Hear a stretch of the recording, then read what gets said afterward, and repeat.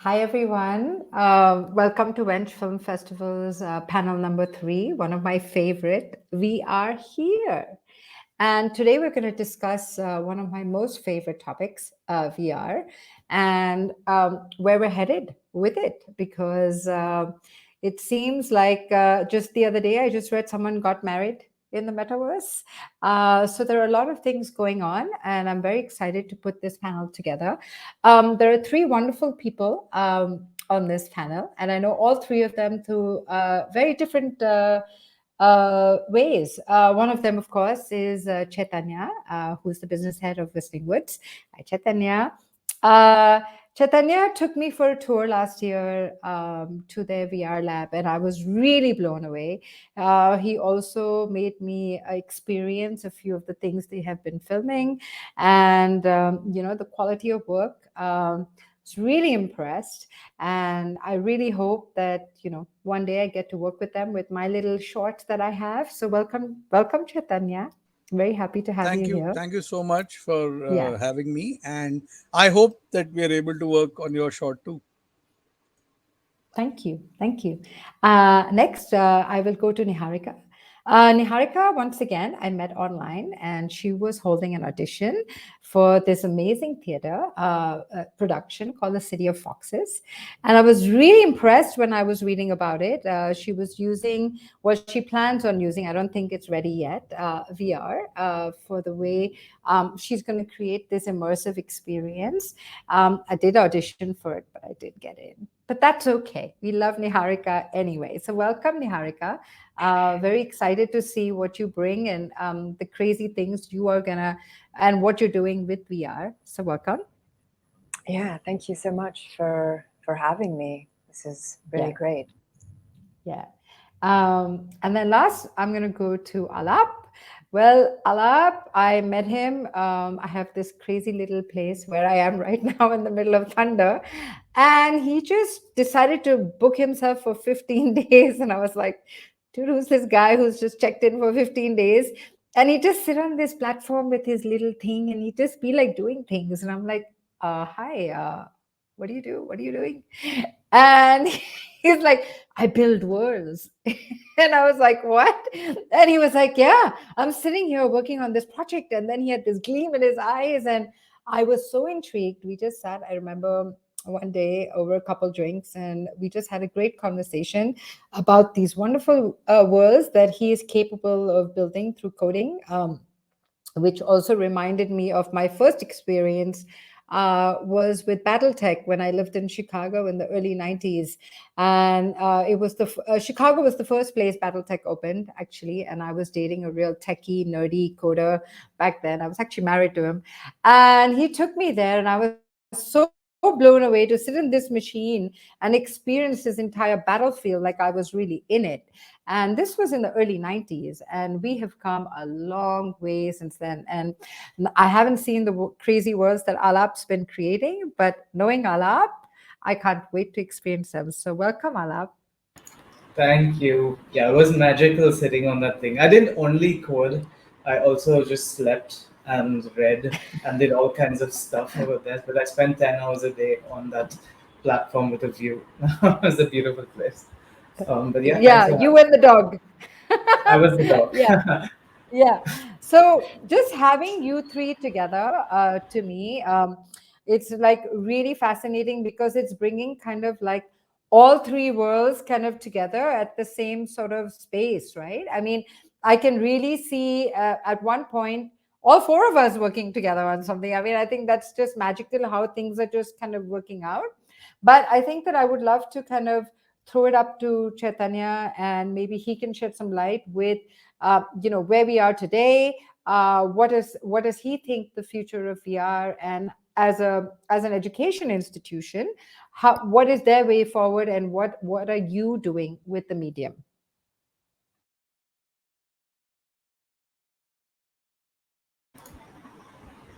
Chaitanya, you're on mute. I'm on mute. Yeah. So, Yes. right. Thank you so much. Right from the time that Whistling Wood started, our goal has always been to stay ahead of the curve, right? When it comes to tech, and tech has defined a lot of the content experiences growth over the last few years. But if you actually look at the immersive medium and you look at the immersive the journey that we have had over the last 30-40 years, everything has been to draw the user or the viewer closer to the content as much as possible. So whether it's increasing the size of the screens, whether it's uh, you know digital surround, whether it's Dolby Atmos, whether it's stereoscopic filmmaking, whether it's everything has the goal has always been to draw the user closer and closer into the content. So basically, move from playing table tennis to playing tennis, where you're standing inside the court, right? And immersive VR, virtual production, world building, these are all elements that play a role in answering the question, what next? So we have now reached a stage where we can comfortably put people in a completely virtual world without them freaking out, and you can at least control two of their senses, which is sight and sound, and enable them to experience content that they have never experienced before. So, the way that we approach it is that immersive is the fourth content consumption platform after cinema, television, OTT, and the way that VR is structured, it has its own unique content creation characteristics. So, cinema is what you call captive community viewing. TV is non-captive family viewing, digital is non-captive individual viewing, and VR is captive individual viewing.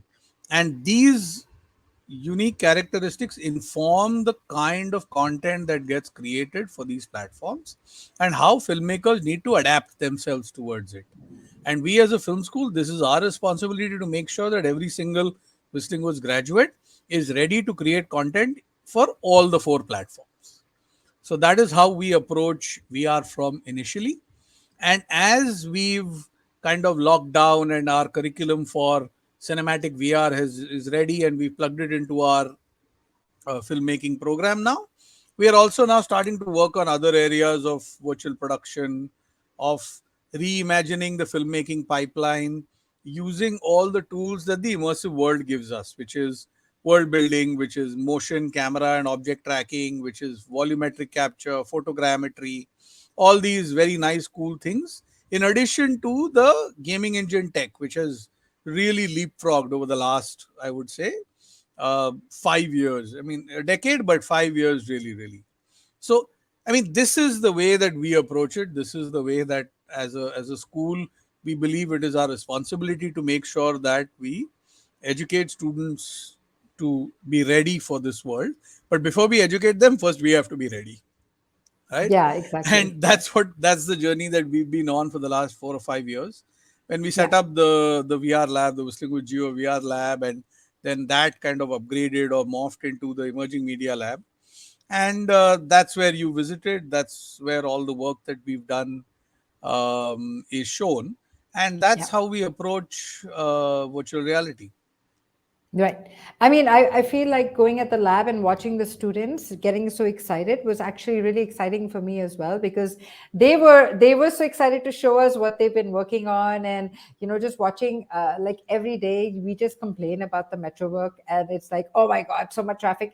But just I got a little chance to see the work that you have been doing and documenting the metro work in VR, and I was so blown away. I'm like, oh, that's going on underneath. I had no Yeah, idea this yeah. this entire So world that's been happening. So that to me was really wonderful. yeah. To So even just use to it. yeah, so just to Go kind ahead. of quickly give context to what Sapna has been talking about.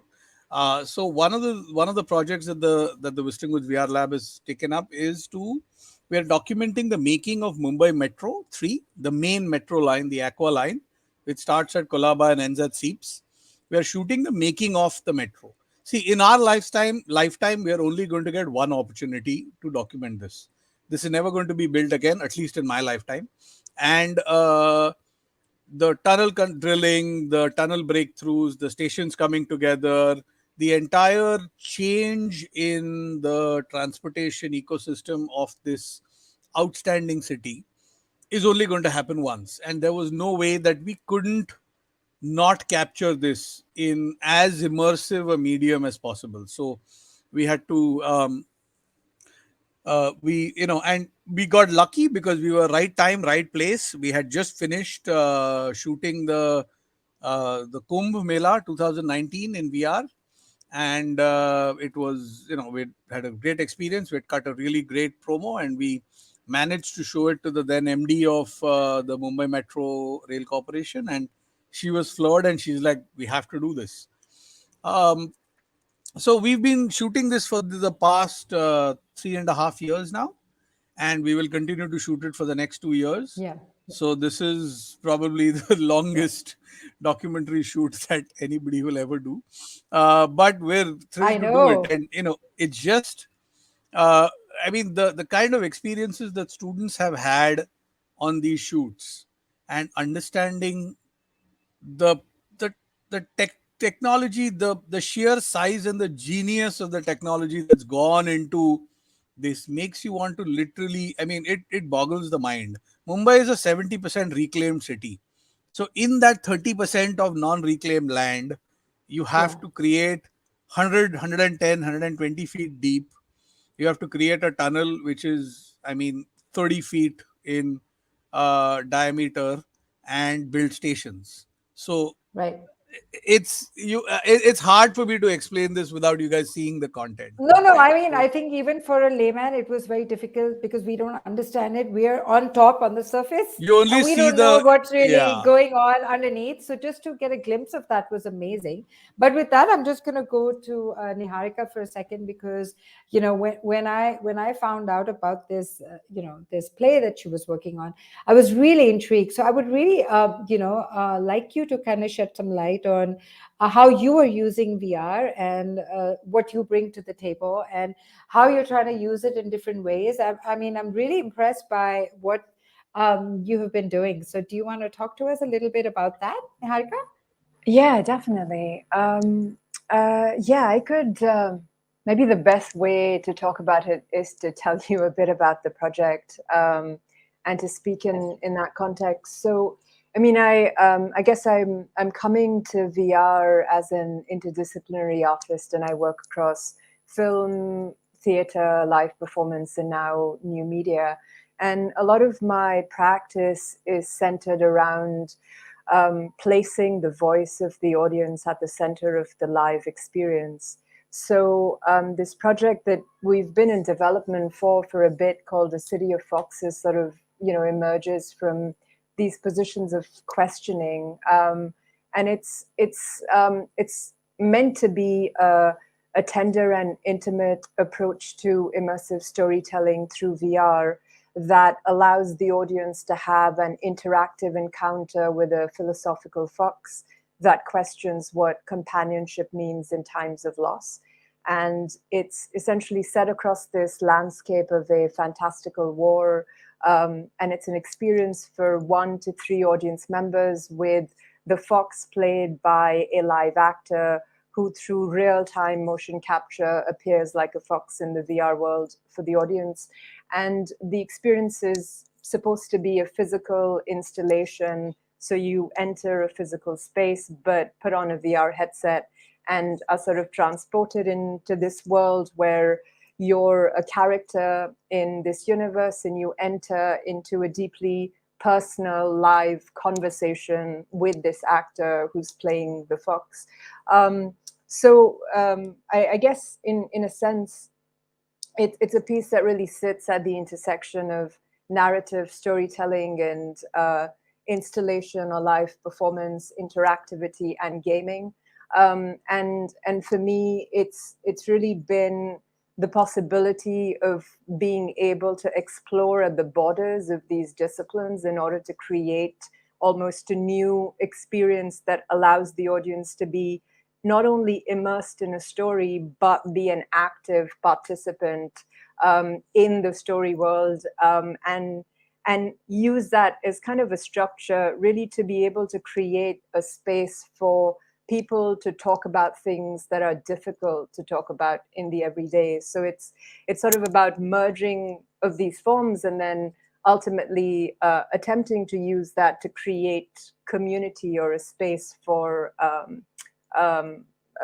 for a deep interaction in a sense. And that's kind of been my journey into it, and we're sort of in the process of making a prototype and developing this further.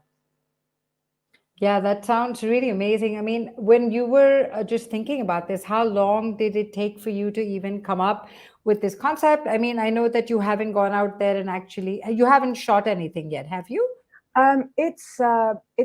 It's real time 3D in a way, so it's animation. So the entire VR world is animated, and the audience and Wow. the Fox are real time avatars. Um, so we've we've created a so That's something um, Alap would really trip on. I mean, isn't that yeah, something that you and Alap could probably like? I mean, if you had to, like get yeah. together and work on something, I could totally see the two of you kind of like picking your heads and brains, and him creating some of these sort of worlds for you. I mean, are you working with someone Yeah. like Alap for something Um, um, in your yeah, creation? not You not at are. the moment, but I it would be a great thing to do because I think Alap Okay. will Alap will speak to it. But I think it's such a uniquely specific and essential role within this medium as it's evolving. Um, Yeah. Yeah. and I maybe Alap can speak more to that. Yeah, I mean, Alap, I would love for you because, yeah, even what I know of Alap, like Alap did not study this. And that's what makes it even more amazing. So if you could, like, shed some light on who are you, Yeah, man? And what are these that, crazy worlds that you're doing? there's a lot of, I mean, like I don't know, my mind sparked like multiple times when Chaitanya was speaking and NIHAARIKA was, because um, when Chaitanya touched upon the fact that game engines have sort of really accelerated in the past 5 6 years, that the beginning of that is exactly where I kind of hopped on completely by accident because I was looking for something like I have a technology education and background, but I didn't really want to apply that for consumer products or doing tech for tech's sake. So I was looking for a creative outlet for this, and the game engine was exactly where I ended up. And I was like, wow, this is amazing. Like the moment I used it for 3 or 4 months, I'm like, wow, the possibilities to this are endless, right? Which is why I'm so happy that students at Chaitanya School, for example, at Whistling Woods are able to learn it because what's happened in the past 5 years is you can use this engine to do pretty much anything. You can use it to create VR content, but you can also use it to shoot films. You can use it to do architectural stuff or simulate cars or like do and they're really internally as companies trying to push into all these different avenues. So they're becoming sort of the backbone of the technological backbone to a lot of these experiences and industries. So well, completely by mistake, I ended up there. And so when Niharika is saying that she is not shooting, right? She's not shooting a live action film. It's because everything can be created inside the game engine by a 3D artist and a programmer in collaboration. A 3D artist would be somebody who actually sculpts and models these objects that you want to place in your world or designs costumes or whatever. You know, I'm sensing you Well, have a. no, Allah, but yeah, yeah, because the thing is, it sounds so fascinating, but you like imagine I'm like one audience who has like is like what real time like what are you talking? So can you like just break it down and just Sure. lay it on to like what am I seeing as an audience and what are you bringing to the table in like simple terms? No, Tell sure. me. Okay. So again, the question is can't be answered simply. So there's two ways. I mean, the way I see it, and maybe Niharika and Chaitanya might have a different way of organizing it in their minds. because we're so new in this field, everybody has like a different framework around how they understand this. The way that I see it, there's two ways that you can be in virtual reality. You either take a 360 camera out there and film the world around you, so you're capturing the real world, or on the other hand, you create the world from scratch as if you are an artist, a 2D illustrator, except you're now illustrating in 3D. That's, I mean, in a way, a simple way of putting that, I guess. So if you're a 2D illustrator or 3D illustrator, what you're doing is not capturing the real world. You have freedom of expression. And so when you are wearing the headset, what you're seeing around you then is the product of what somebody else has designed from scratch, from ground up, usually, or somebody at some point has kind of thought about this from the ground up. On the other hand, you could watch a 360 film like the Live Metro project or the Kumbh Mela, which is you're able to look in all directions because the 360 camera is capturing the scene all around you instead of through a frame. So you can turn your head and you're actually looking left, or you can look at what's going on behind you. And that's the same thing with 3D. But when you say real time 3D, it means that, okay, say an animated film, right? A 2D animated film. What they do is they build a world and then they have a camera inside the world. This is not a real camera, it's a virtual camera. So you're looking through that camera at these 3D characters and Right. they render out frame by frame the entire film. But real time means it's doing it so fast that it's Right. rendering out 90 frames or 60 frames per second. So you don't need to send it to a rendering machine to get your 2 hour film. You're experiencing as it's understanding the world around you, which means it can react to you, which means it can be interactive, which means you can be part of it, like what Niharika is trying to do, and you can Right. actively participate and change things instead of being predefined.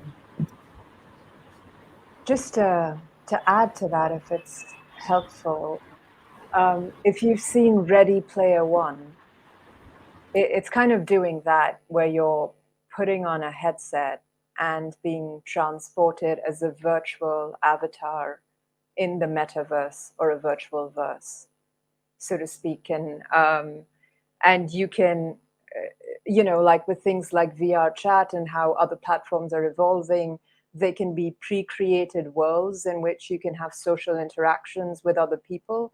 But you can also use the same technology to create more bespoke worlds for the experience or the project that you're building. Don't know if that's helpful.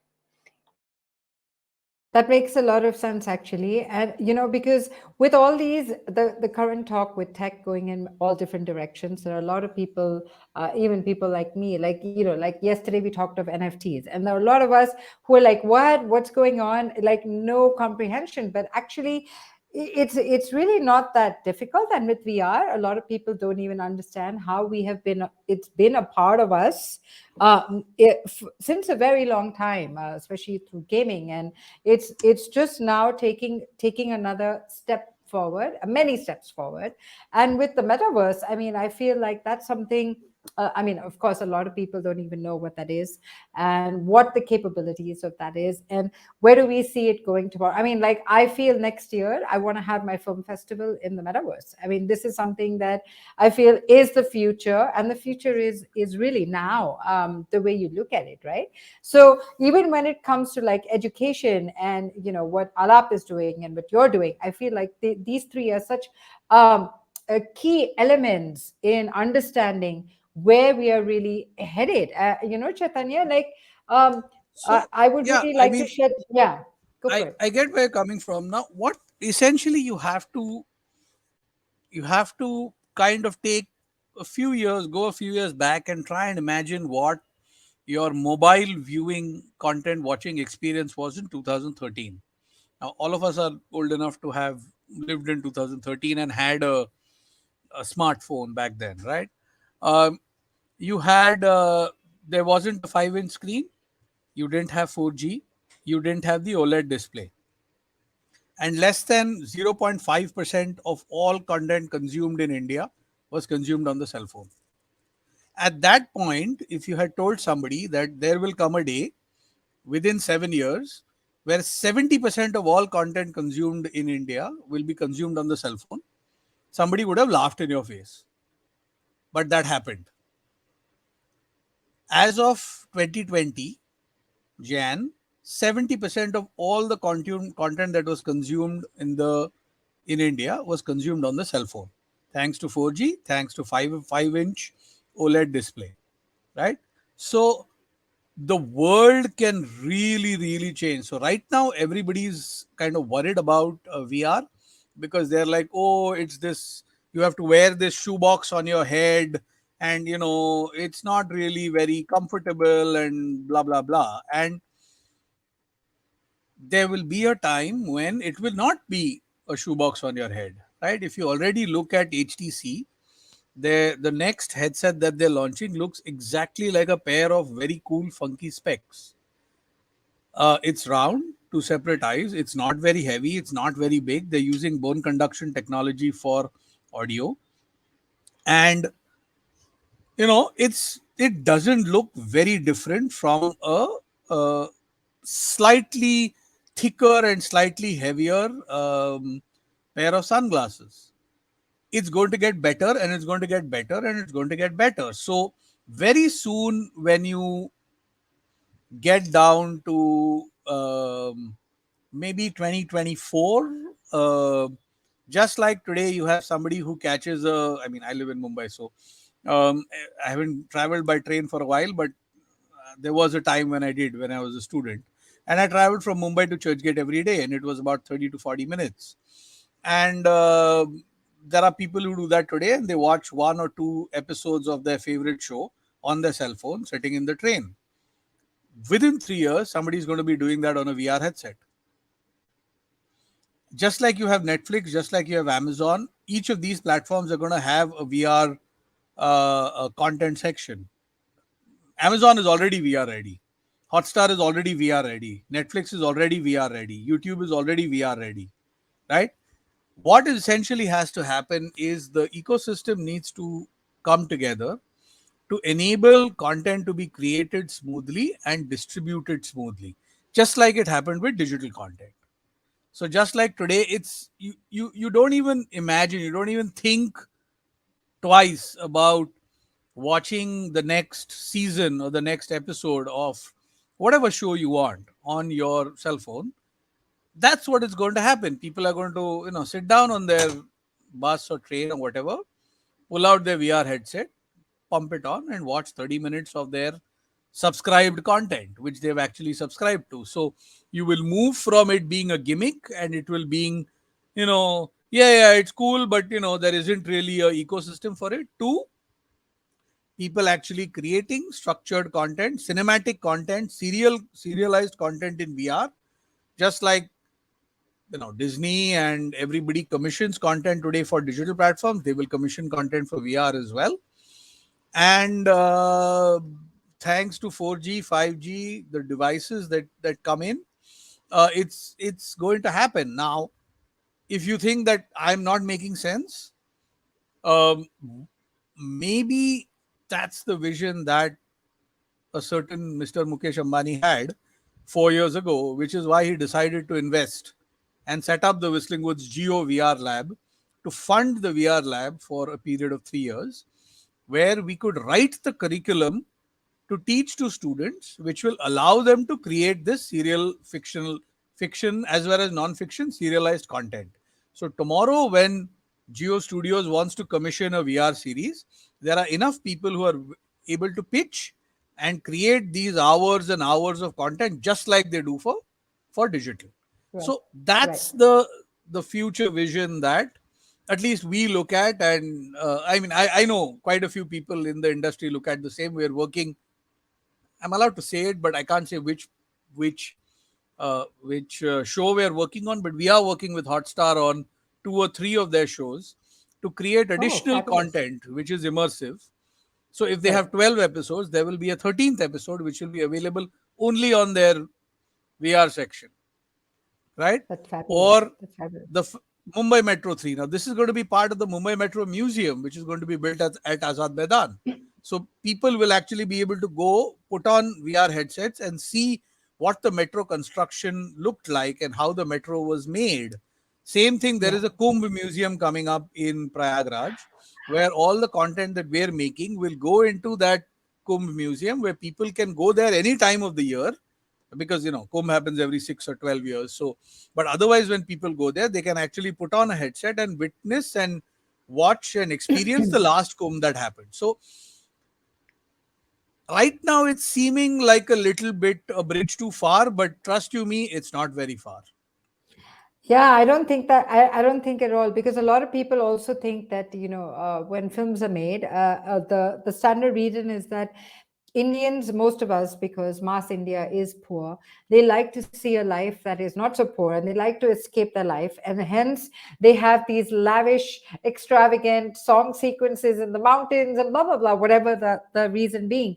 So I could totally see VR actually taking the common man or the woman into a fabulous world, that they can actually get there while sitting, in rush hour train traffic. I mean, the way I see it is like it's a great escape to even just get out of your everyday mundane life and kind of just escape into a world while you're commuting to work. And it's not that weird anymore, like you're saying, with these new glasses coming out. So you're not sitting in the train wearing this headset and people just looking at you like you're like some alien or something like that, right? So I think with technology But really everybody would be paving doing that that, way. right? Tomorrow, Right. 3 years down the line, there's going to be half the people on their phones and half the people's on their headsets. So it won't be so weird. It'll just be par for the course. Today, I mean, when my kids visit their grandparents, their grandparents look at my kids like what you're talking about. Why are these people always on their phone? Right? Because they are always on the phone. It's part of their life. Exactly the same thing will happen when you have sunglasses which you can turn on and turn off immersive whenever you want to. Right. Trust you me, Right. it's around the corner. I've seen Right. prototypes. I've seen very, very sleek prototypes where you can't even tell that somebody is Wow. wearing something that can become immersive. And Alap, what do you think the future is like, especially for something like you do, which is, still a little bit niche in India and creating these fabulous worlds? So, do you think like India is a growing market, and do you think like you as an artist as well, because you are an artist as well, and you are a creator, and what do you see going forward in India in the next like 5 years? Hmm, I'm not too sure about how to answer that, because on one hand, I think what Chaitanya says makes a lot of sense, and I think that part of it will come through as he said. But then there's a whole other part of VR where you want to explore your physical space, or you want to walk, or you have that additional degree of freedom or multiple degrees of freedom, right? And that requires, I mean, of course, you won't be able to do that on the Mumbai train, but I'm not sure where and how that's going to come about. I can speak to what's happening in the West right now, which is they're taking these and showing them as installations. So, like film festivals everywhere have become now. It's done like the bigger film festivals got interested maybe 3, 4, 5 years ago with Right. the hype, and then the smaller ones have started to want to exhibit some VR content as well. So right now, the way you distribute it is really limited if you want to explore all the degrees of freedom that you have. They're also really high production budget wise, but that will only fall with time. And so it's going to become easier and easier to make these. And as it becomes, yeah, Chaitanya, go ahead. Sorry. So I don't want to interrupt you. No, What absolutely he's not. saying, saying makes complete sense. Just like you have business models in cinema, in OTT, and content consumption business models. So you can watch content on your cell phone, but you can also build a fancy ass home theater and watch Dolby Atmos surround blah blah content at home. Exactly the same thing is going to happen with immersive as well. You are going to have what you call standalones, which are these headsets that you pop on, but you will have seated pods experience where the damn thing shakes and stuff comes up, which is what Rahman is doing. So Rahman is creating a VR experience, a fiction film called The Mask, which is a seated pod experience, right? Which rattles and moves and all that. First Man, when the movie came in, Intel created a seated pod experience of what it is like to land on the moon, right? Um, so Right. similarly, you will have degrees. There will also be what NIHAARIKA is doing, which is LBE, location-based experiences. So Yeah. if you go to LA or you go to Dubai, you go to Vegas, you go to a mall and there's something called the Void, right? Now the Void is, I mean, if you look at it, it's 30 by 30. It's not very big, 30 feet by 30 feet. It's got hard walls that are built in. And then there is a virtual world that is built in, which overlaps the hard walls. You're wearing a VR headset, you're wearing a suit, and you get into VR experiences. So there's Star Wars, where you're rescuing the princess from the clones. There's Ralph Breaks the Internet, where you have to prevent the internet from being broken. And then there are these hundreds and hundreds of experiences. Well, not hundreds, but tens of experiences that are being created every year, and it's really visceral, right?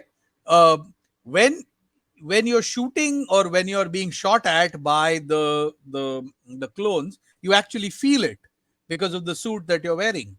It's not very expensive. Somebody may think it's really really expensive. It's not. It's about $40 or $50, right?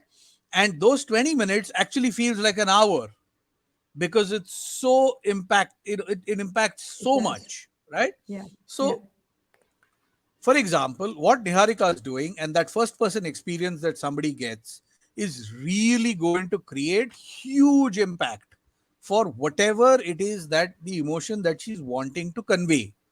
Yes. Today, Yes. every single massive, large charity in the world is creating content in VR because when they show people that content in VR, it makes them open their wallets and checkbooks faster.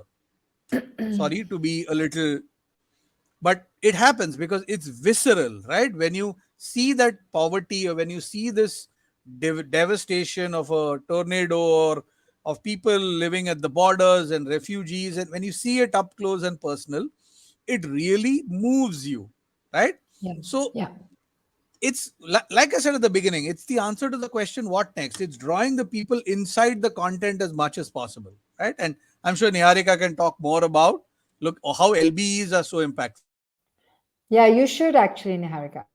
Sure, yeah, not to take off from what Alap was saying, but yeah, just to to that point, things like the void and the other LBE experiences that Chaitanya is referring to, they very much sit within the space of the marketing efforts of big studios for big budget blockbusters.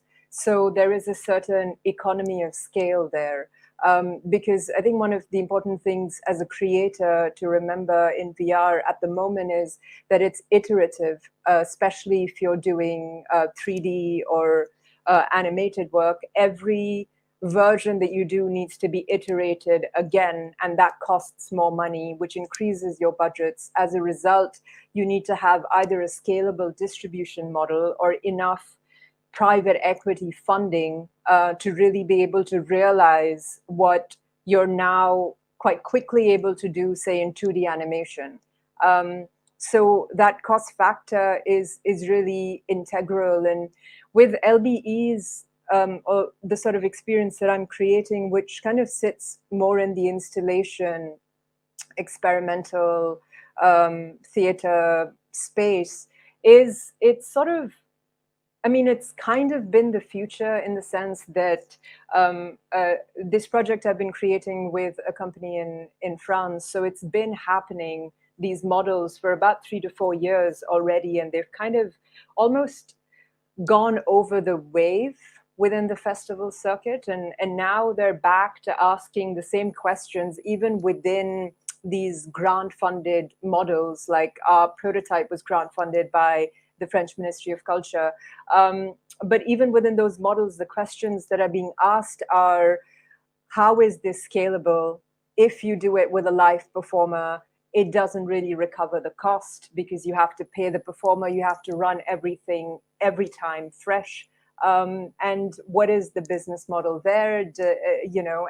And how can we scale it down or make it in a way that doesn't involve an actor, just audiences having interactive experiences? So I think in a sense, the future at the moment, and which is what's so exciting about this space, is that we're almost on the frontier of the unknown, right? As you're creating in VR, the tech is also evolving as we speak.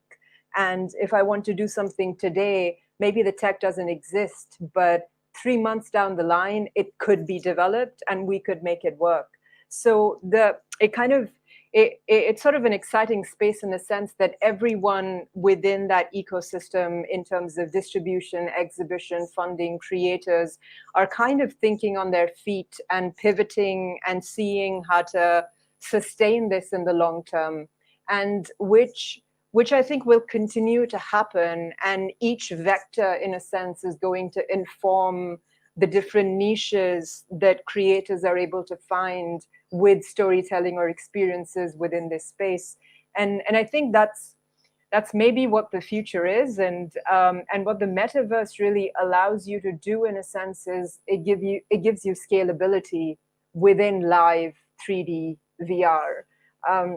The only thing, I guess, with sort of more intimate experiences like the one I'm creating become, you definitely have empathy, and there's definitely an embodiment of the form when you're wearing a headset and are an avatar in a space that can move. But the question kind of always becomes how well can we slowly get used to deeply connecting with another person when you have a body, but it's not your physical body. And you're in a space that's not the same space like we are right now. So the experience that we're having is slightly different because the distractions that we're trying to put out are slightly different. And when you can't control that space in that way, how do we overcome that in time, I guess, as we get more used to it, to really be able to create something very intimate and empathetic and deeply social in a way in that environment? Yeah, I feel, absolutely. So yeah, just go to ahead, just to Chaitanya. quickly add to what Niharika was saying, so she's hit it on the head. So what does our industry create? The media and entertainment industry. What do we make? What do we build? Right? We don't make anything. We don't build anything. Our product is emotions. We're essentially selling emotions to people and asking them for money. Yeah. Um, and in that, there is a sense that we have been utilizing for the longest time without it actually being codified. So we have many senses: sight, sound, etc., etc., etc. Normal logic or historical information would tell us that we have five senses and there is a sixth sense. That's wrong. Uh, Education hasn't kept up with biology. We have 27 senses in reality, and like balance and many others, right? um, uh, Perception based senses, and there are organ based senses. So the 28th sense is actually immersion. And we have been relying on immersion for the longest time to create impact. So there is technical immersion, which is like technically I'm immersed in this room, or if I'm in a pool and technically I'm immersed in water, right? Which is physical immersion. And there is where your mind is immersed. So cognitive immersion. That cognitive immersion is spatial immersion, where if you see a video or if you see a photo, you feel like you're part of that world, right? There is temporal immersion, where if you're watching something, you feel like you're part of the timeline, which is why twists and turns really hit you and you're watching a movie which is really well made, right? There is spatio-temporal immersion, which is both. And then there is what's called emotional immersion. So emotional immersion is what makes you sad if you see a kid crying on screen or whatever, right? And a combination of this has been used by filmmakers for generations to create this impact in the audience. Now, what happens with immersive content is immersion as a sense is so strong and so powerful that it can overpower any of the other senses. Our brain has a gating mechanism that lets the most strongest sense through. So, oftentimes, if you've got vertigo and you're wearing a VR headset and now suddenly you're in a helicopter, you will throw up, right? I have seen people who do that because their body is standing on hard ground. They know they're not in the air, but their mind is telling them they're in the air because of what they're seeing, because of the sense of immersion. And the body is unable to reconcile this dichotomy, and it does what it knows how to do, which is react violently, right? And this is the foundation basis for a lot of immersive content, whether it's world building, whether it's what I do, whether it's the LBEs that you want to create. And so tomorrow, for example, the filmmakers of the future will need to study two new things that they've never studied before. One is cognitive science. Second is uh, directing attention. Because the moment you move from framed content to frameless content, you have no longer you have no longer this to do, because there is no frame.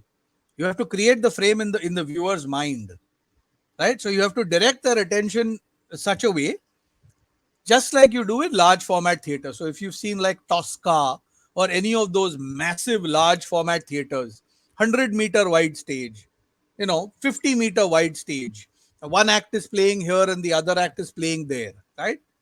How do you do transitions? How do you make the audience swivel from looking at this side to this side? Those are the things that you have to start deploying in the immersive world as well, right? To make sure that you are directing the audience's attention appropriately. So these skills, as filmmakers, as content creators, as people like Niharika and other filmmakers and other people start to learn, their creation of these experiences in the immersive world will get better and better and better and better and better, right? So people are already doing it really, really well. You have people who are able to grasp this and do a kick-ass job. So if you look at content that Felix and Paul create, Felix and Paul are like,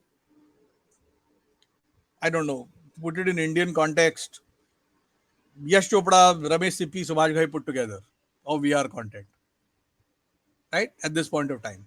I mean, I have yet to come across a bad VR experience that Felix and Paul have created.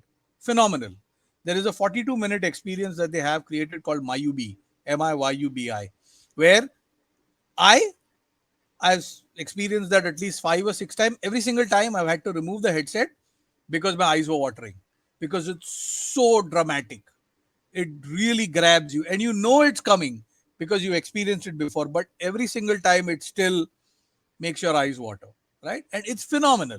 So it will happen, right? And people like it's for people like Niharika, and it's for people like Felix and Paul. It's for people, all the kids that we're training. Some of them will go on to create this path breaking, sharp end of the stick content that breaks through. And now suddenly you have an industry. So, that's my ideal Right. world. But the budgets, the thing is Not that very to create expensive. VR is, Not very expensive. it's not. No. I mean, the post is quite expensive. So Metro you saw, uh, Yeah, I yeah. I have barely spent more than 2 lakh rupees on the Metro. I Nothing. would say, Really? Largest number of cost has been yes. travel cost. I just wanted to add, it's not expensive to, not that as expensive to create live action shooting, Yeah. but it is phenomenally CG is expensive to expensive. produce computer graphics Yeah. and doing CG is animation. expensive. So, and that's what will get easier and easier as well. Just as 360 filmmaking has gotten much cheaper over the last 5, Yeah. 6, 7 years. So Like you used today, to Yeah. together like cameras in a circle, right? Like a few years ago. you don't need to do that Yes. anymore. Don't need to, it's Once just like upon a one time, stitching was a nightmare. Now they come pre-stitched it's from the automatic. camera itself. Right. So, Right. I like mean, Alap is building these cool worlds, very soon he'll be able to upload them on Unreal and all these gaming engines and monetize them. Where people will actually download those worlds, and every time somebody downloads those worlds to use for a game or for a film, Alap will get paid as a creator. Yeah. I guess And like you NFT. that's can a, imagine it as a piece of the metaverse, right? yeah, Like it's a some fantastic business model that's being created. Yeah, that's exactly what I was just going to say. That's such a great, I mean, but all of this, like we're four of us, city slickers, sitting here having this conversation.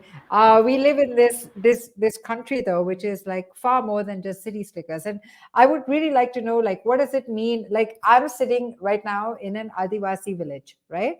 I want to know, how does this translate to the kids of the village? How do we make this immersive, not just for the few who can living in cities, but how do we get it, because as an educational tool as well, this is fabulous. I mean, I'm seeing these 2 years of lockdown, the kids who had no school, we don't even have net in our village here. Yeah, so the teacher used to WhatsApp homework, and they used to do it and what take a photo and WhatsApp it back to sir, right? I just feel like with VR, it's such a great educational tool that when it even comes to kids who will lap this up, I mean, this is such a fabulous way to get little kids involved in education and taking them places instead of just reading, just looking at, okay, this is where America is, and either essay hota hai. Well, you know what, let me take you there, because for a little child sitting in an Adivasi village, chances that he's going to go to Iceland or America are really not, they're pretty slim. So I feel like this is such a fabulous medium, even when it hits mass India, to educate, to use, to travel, to experience. Do you want, Chaitanya, do you want to add to that? So there is, because exactly what I was talking about, immersion, and the fact that it's so deep uh, causes what is called deep learning. Now, normally in a 45-minute class, and I mean, I've taught in both high school as well as higher end technical education. So at Whistling Woods, we have 1.5 and 2.5 hour long classes, but in school, you can't do that. In a 45-minute class, at best, there is 20 minutes of actual learning happening. The rest is faff. Kids are throwing chalks and other things at each other, right? And the teacher's asking everybody to shut up. So the idea is that when there are no distractions, and when you are kind of immersed in an academic world, you are able to teach in 15 minutes what would otherwise take 45 minutes. So the ability of VR to deliver what is called deep learning is immense, and it's already started to happen in a lot of environments. So if you look at simulations, if you look at training, if you look at deep sea drilling, a lot of these things, their training time is halved when they do it in VR. Flight simulations, because it's so deep, right? Because the learning is so deep. Same thing will happen with history and geography and physics, and I don't know, maybe not chemistry, but other more visual learning areas, right?